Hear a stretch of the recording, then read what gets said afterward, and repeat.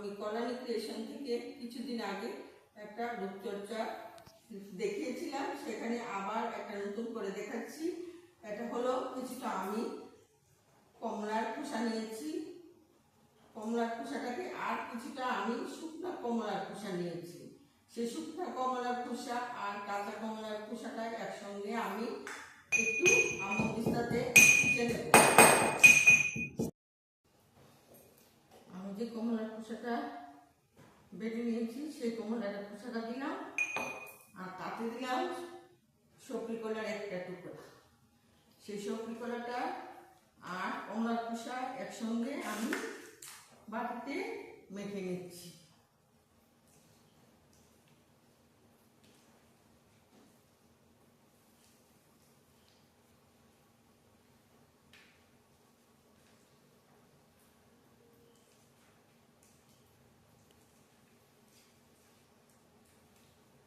বাটিতে মেখে নিয়ে তারপর আমাদের যে লেবু আছে সেই লেবু আমি কি করলাম, একটা লেবু এটার মধ্যে চিপে দিলাম।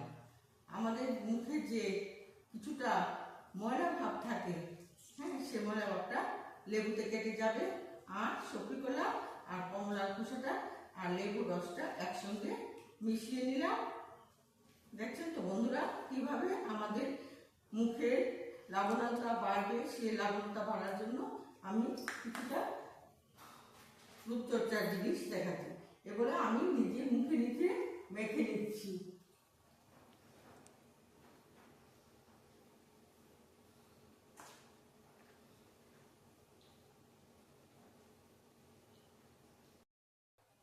এখন আমি যা মেখেছি সবটা খুব সুন্দর করে মেখেছি। এখন আমি মুখটা ধুয়ে আসি। এখন আমি মুখটা ধুয়ে মুখটা মুছে দিচ্ছি।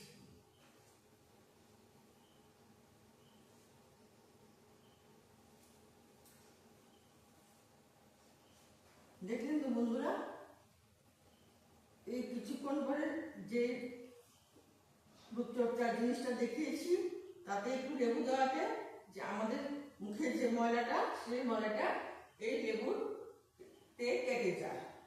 তাই বলে আমি বন্ধুদের বলছি এই টিপসটা আপনারা নিজেরা ব্যবহার করুন। সামনে পুজো আসছে, সেই পুজোতে এগুলো আমি বন্ধুদের লাইক, শেয়ার এবং কমেন্ট এবং সাবস্ক্রাইব করতে ভুলবেন না। আর নিজেরা এই টিপসটা সবসময় ব্যবহার করবেন, সপ্তাহে 2 বার অবশ্যই দিবেন, তাহলে ঠিক হয়ে যাবে আমাদের মুখে রূপচর্চা। ধন্যবাদ।